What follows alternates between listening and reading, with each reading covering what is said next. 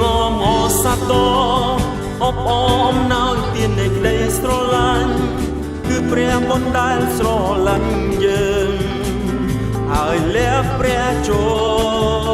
ន្មយើងស្រែងសរសើរព្រះអង្គទ្រង់ផ្ដល់អំណរយ៉ាងពោពេញដល់យើងខ្ញុំសូមថ្វាយដង្វាយដល់ព្រះអង្គក្នុងការសរសើរអបអរមកយើងងមអសាទរអសាទរអសាទរហើយជ្រា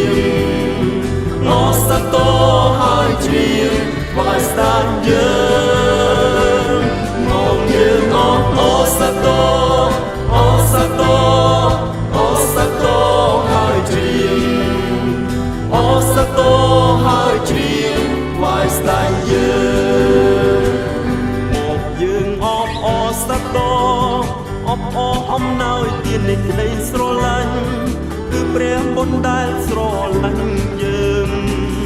ហើយលះព្រះជន្ម